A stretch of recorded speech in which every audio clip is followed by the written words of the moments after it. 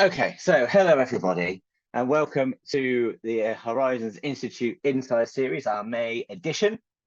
I'm Dave Riley, and I am one of the research managers at the Horizons Institute. Today, we will be talking about Pracademia with Teri-Lisa and Jill. I'll introduce them in full shortly. Pracademia, exploring professional development through creative methods. So thank you very much to you all for joining us today. The Insight series are meant for it to be an hour of kind of relatively laid back discussion of a very interesting topic, which is what we're going to be doing today. So I'll just quickly talk about like what the Horizons Institute is. I realised that there's a typo there, Horizon Institute. We're not, we are multiple horizons. And we are an interdisciplinary research institute. And our primary objective is to incubate early stage interdisciplinary research. And we have 4 pillars that we work for, which is our headline pillar, which at the moment is strategic development goals. Where we fund various projects in that space. We have challenge networks, which are, you may have heard of some of them. Our current ones are Remaking Places, Reimagining Aging. We have the Global Biosphere, and we have Network for Time. And those are networks throughout the university. They also engage with external partners too, and they get people together to talk about these important topics. We have a Global Academy program, where colleagues from Leeds are grouped together with colleagues from the Global South, and they get together 3 times a year. That's a process that you can apply for at the moment, I believe. And we have partnerships for societal impact as well. So at the moment, our main partnership is with Bradford 25. What do? We do all kinds of stuff like this too. We help people develop by challenging their ideas, and we basically get people together to talk in lots of different ways. So for instance, we're running some research sandpits in Bradford soon, and that's the typical thing of the kind of things that we do. Today's presenters, we have Jill Dickinson, who is Reader of Law at Leeds Beckett University, and obviously some of you may remember her from, she recently was with us at the School of Law in Leeds. And Teri-Lisa Griffiths, who is Senior Lecturer in Criminology at Sheffield Hallam. Just a little bit of etiquette, I suppose. Just please stay muted. And if you have any questions at any point pop into your head, please do put them in the chat with the prefix of a Q, so we know it's a question. Once Jill and Teri-Lisa have, when there's breaks for Q&A, I will put the ones in the chat to them first, and then if there's time at the end, we will open the floor to those that want to raise their hand. And with that, I'm going to hand over to Jill and Teri-Lisa. So, over to you. I'm going to stop sharing. Thank you, Dave. So if you just bear with me, folks, whilst I just share these slides.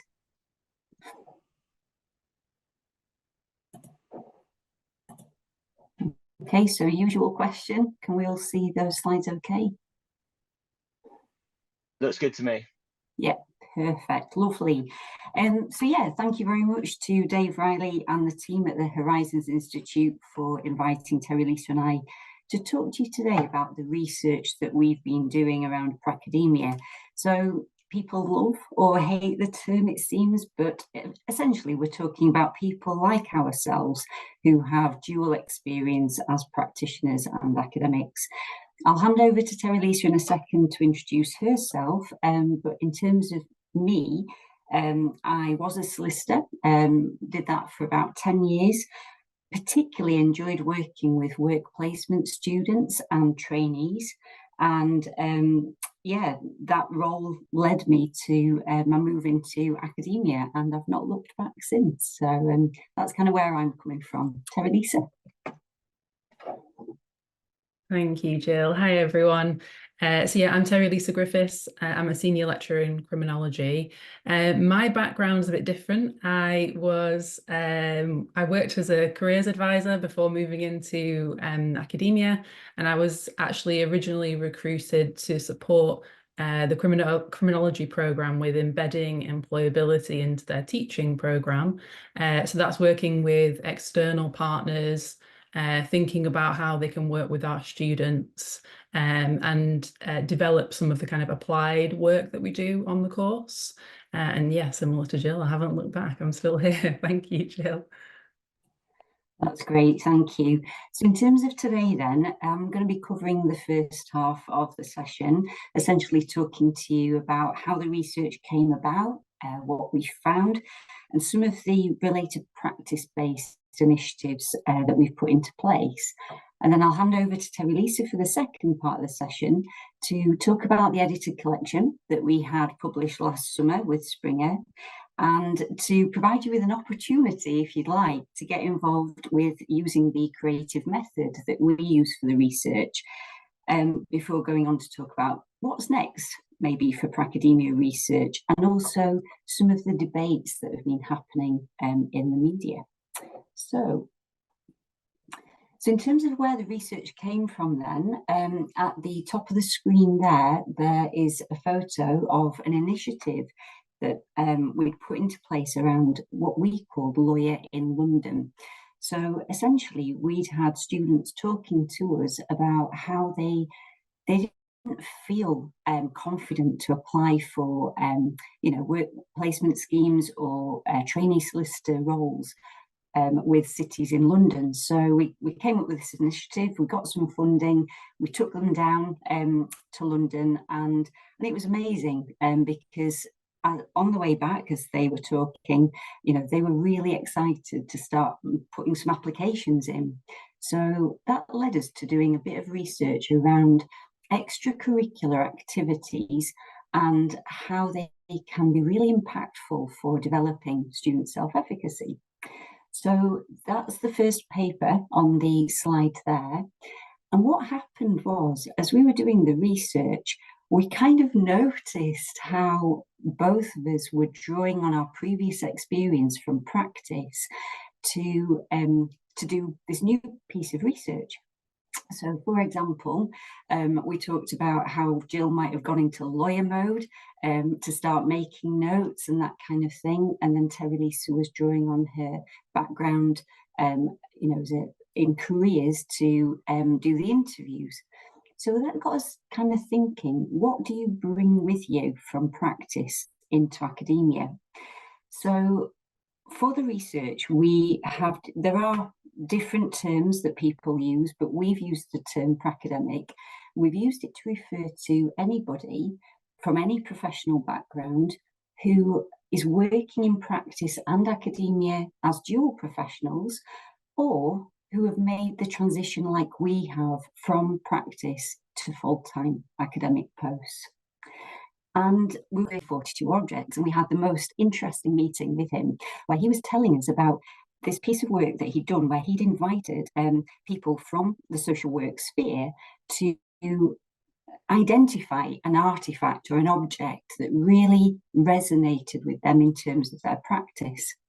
So we got talking to him a bit further, and that helped to inform our creative research method for this project.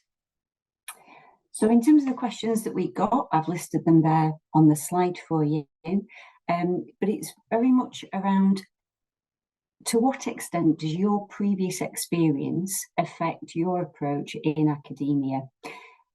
What contributions do you feel that you can make within an academic context? And also, as you're navigating that career transition, how might it be affecting your own professional identity? So, we got 42 participants from across the institution, particularly like multidisciplinary research, and this is a great example. And we invited them to participate in a focus group. And for that, we used creative research methods. And what was really exciting about asking them to bring with them an artifact that represented their career transition even before the focus groups got started, people were interested and they were curious about the objects that different participants had in front of them. So in terms of the themes then, we've got a couple of these, but the first one was professional identity. So we've picked out a couple of quotes there to show you, but I think particularly this first one resonates with me. So I felt like there was no induction, no transition, and it's this bit, it was like falling off a cliff. So they'd been in practice for lots of years, they'd gone, quite high up in their organisation. And when they came into academia, they said it was like falling off a cliff, like starting from scratch. And then the second quote on the slide, you can see there, they're talking about how they're like chameleons, how they're shape-shifting, so how they identify or introduce themselves differently to different audiences. The other thing we got was around practice-informed teaching. This might not come as a surprise, but very much the storytelling element in that first quote.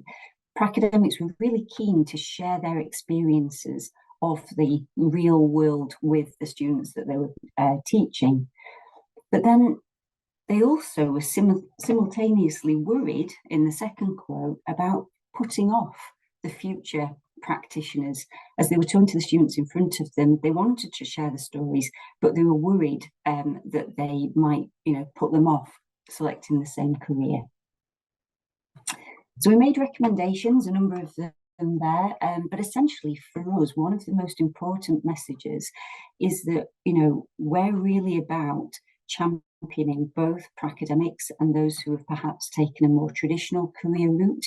I think it's really important that we value and recognise what each group are bringing to higher education and kind of draw on that, and share best practice. And then the second thing we've got on the slide there is we've got some ideas that Teri-Lisa will tell you more about later, but to do further research around how higher education institutions can best support pracademics as they're making these career transitions and developing their careers from there. And moving on from that, then here you can see at the bottom of the slide, we're talking here about recruitment and selection as they come to the university, the induction processes, and from there, the continuing professional development opportunities. It's almost like a real sort of life cycle, if you like, of potential interventions there. So research is great. I always think research that does something is potentially more exciting. So from here, using the research that we got, we managed to apply for some Hallam Guild funding.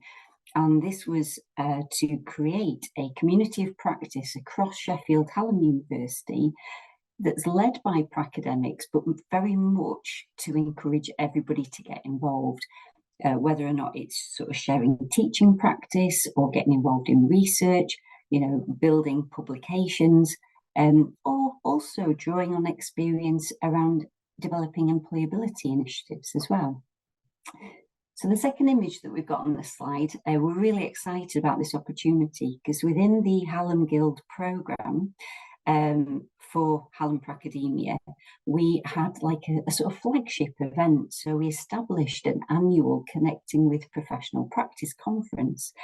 One of the best bits for me anyway was we managed to get some seed corn funding. So we encouraged anyone who attended the conference to apply for small pots of money. They weren't much, but they could use that money for developing research initiatives, employability events, and also developing their teaching practice.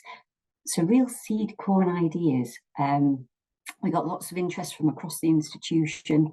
PhD students right up to professors got involved.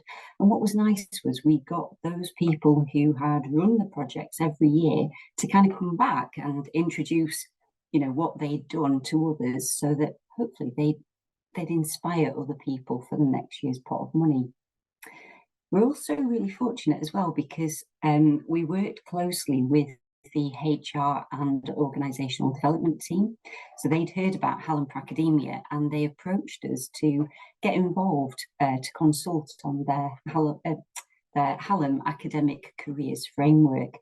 So very much this is recognition that people come to academia with really a real variety of career backgrounds.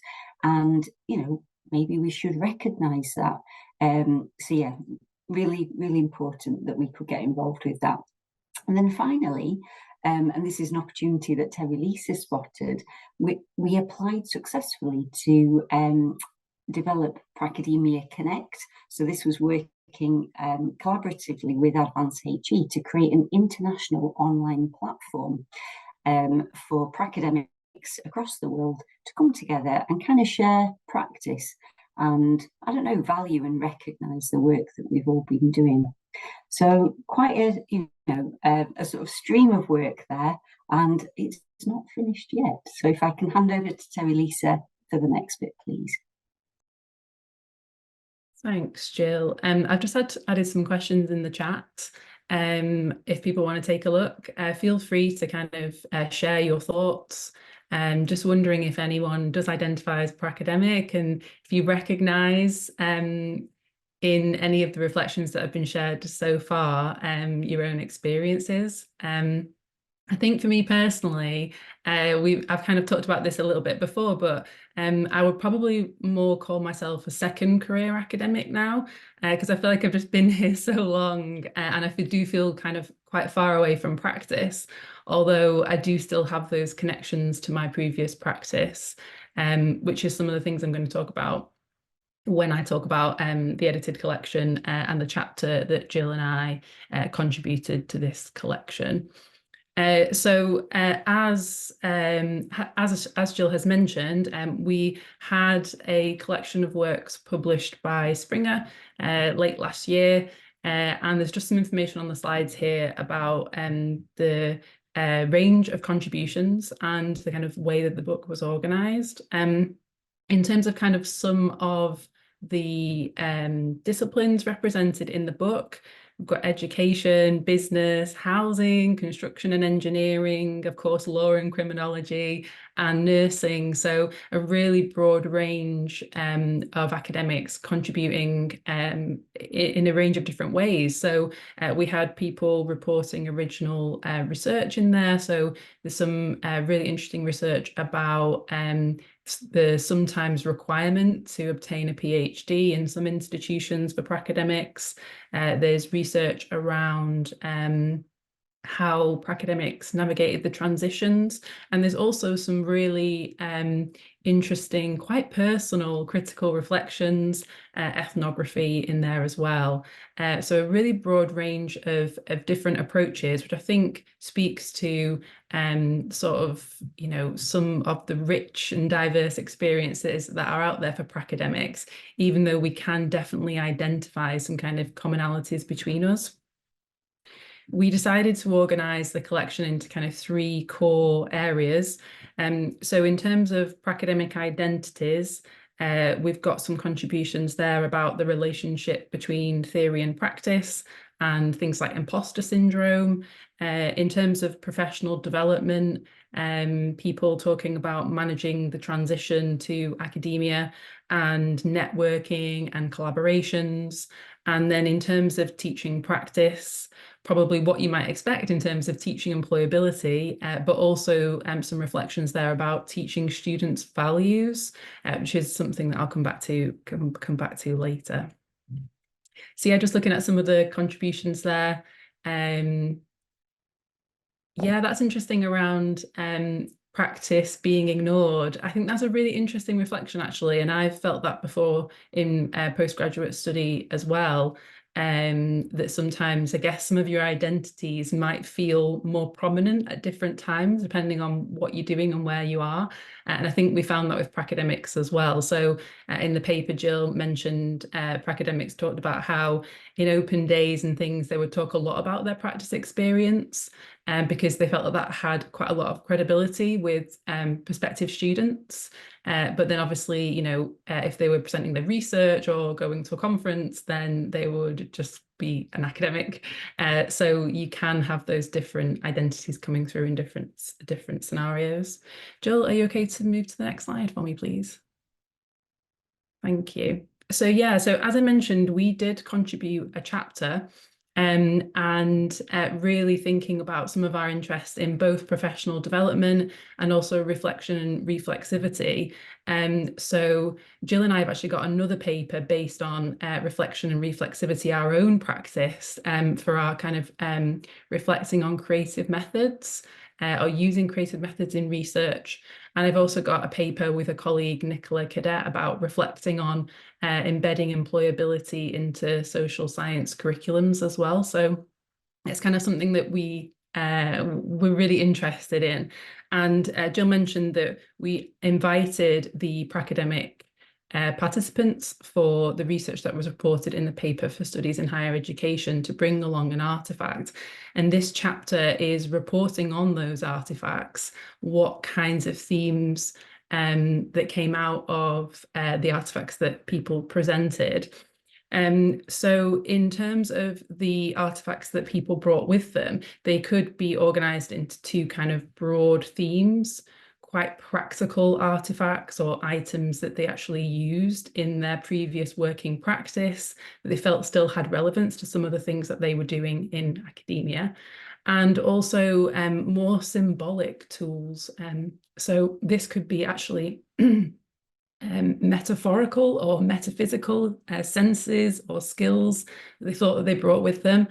And also as well, things that held meaning to them. So I'm going to give you some examples on the next slide, please.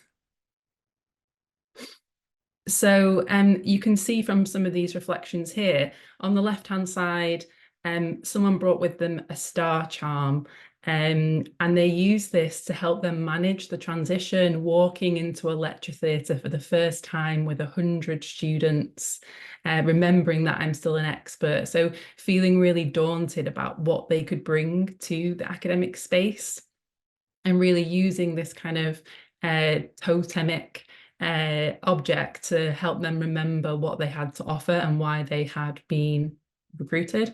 And then on the right hand side, a kind of similar thing. So a thank you card from a young person. So this participant actually was a previous practicing social worker and was teaching social work students in the academic space. So they got a thank you card from a young person that they were working with. I always keep that on my desk as a bit of a reminder when I'm working with students, reminding them how they can make a difference when it might feel like they can't. And I think what's really interesting about this particular reflection is that it communicates something about the participants' values, what's important to them, something that they brought from their practice. And there's also some inherent critique of existing practice in there. So when it might feel that they can't. So in terms of perhaps some of the sort of regulatory barriers that social workers might have to deal with that impacts on their practice, and perhaps makes them feel that they're moving away from the essential important work from this participant's perspective of actually helping people, that essential kind of professional value. Okay, Jill, thank you. So yeah, here are some more examples, some actual pictures of some of the artifacts that were submitted. So in terms of kind of our approach with this and why we selected or why we decided to utilize artifacts in our research, it's taking some principles from post-human methodologies. However, a critique might be that the way that we use the objects was still too heavily focused on human experience. But that was purposeful because we wanted to hear people's reflections. We wanted to hear how the objects facilitated those reflections. But what happens when you are using artifacts, or what we found, was that when you have an object to focus on, it helps to shift the focus, and it enables participants to reflect on sometimes quite painful things, difficult times, or things that they might otherwise feel quite insecure about sharing. So metaphor, or using metaphor, is a really important aspect of why researchers employ creative methodologies. And one of the reasons is that it can support your participants with sharing some of their more personal reflections, but it also helps us to see some of the kind of structural impacts of the participants' experience. So in the previous example with the quotation from the previous social worker, they were able to kind of share some of the sort of frustrations they felt, as I mentioned, from maybe some of the more procedural requirements of their role, taking them away from what they viewed to be the essential work. Okay. So what I'm going to do is I'm going to invite you to think a little bit about or reflect on an artifact that you might want to share, or if you were asked to do this task, what kind of artifact would you select, and why? And have a little think about that. I'm sure we're going to have some time for Q&A, but while you're thinking, and you feel free to share in the chat or later, I'm just going to talk to you a little bit about, as Jill alluded to, some of our thoughts about what's next. I think when we're thinking about pracademics, for me, we're really cutting to the heart of what universities are for. In terms of kind of the wider higher education context, we can think a lot about some kind of government narratives around the purpose and the function of higher education, and the focus as well in institutions on measurable outcomes, particularly kind of graduate outcomes, as being one of the facilitators for the recruitment of pracademics. However, our research also shows that actually pracademics often have critical perspectives to share about praxis, and they make quite considered transitions into higher education. And some of the drivers for that are to enable them to actually support changes in their previous professions and professional practice, rather than just simply replicating things as they already are. So one of the things, there's a couple of things that we're interested in here, perhaps thinking about how pracademics contribute to research agendas. And again, it'd be really interesting to hear your perspectives on that in terms of how pracademics become engaged with research, and also what they potentially bring with them to the kind of research context. I think that in terms of kind of skills that pracademics bring, there's already been quite a lot said about kind of teaching practice and what we offer in that context. So I think it would be interesting to explore what we might bring to research too. Student experience, there's still definitely things to explore in that sense, particularly in terms of kind of discipline-specific traditions as well. And transitions. Our research has shown that transitions are a really difficult point in terms of the pracademic journey, and other academics have also reported that the transition the difficulties can be so acute that people actually return to practice. So it's really about thinking about how we apply some of those findings in practice. And I can share that I am involved with the academic development team at Sheffield Hallam, and we're currently looking at, well, we are developing a workshop for new pracademics. So similar to your traditional kind of transition program that you might have for new academics, we're actually going to have a dedicated session just for pracademics, and specifically addressing some of the things or challenges that they might be facing. And we have actually detailed some of our ideas in the paper that's cited on the slide here in terms of where we think pracademics and pracademic research can go next. Okay, Jill? So just illustrating some of the conversations that have already been started. You can read some articles, including one co-written by me and Jill in Wonky, and there was also a feature in the Washington Post as well. Pracademics, or the idea of pracademics within the US context, is still kind of emergent. So we were approached by a journalist at the Washington Post who was interested in finding out more about the context of pracademics within the UK. And as Jill alluded to at the beginning, it's not a widely beloved term, but we think it has real use in terms of identifying a specific group of academics who do share commonalities in their experiences.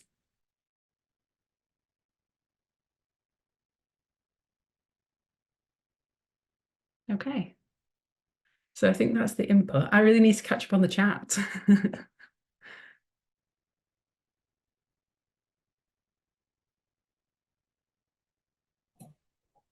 Thanks, Teri-Lisa. Yeah, there's lots happening in the chat, which is really good. So do have a think, folks, about, I don't know, what you'd select if you'd have been in that focus group. What artifact or artifacts would you have selected? So whether or not you're a pracademic or whether you're somebody who's taken a more academic career route, what do you think you would choose to best represent your career transition, and why?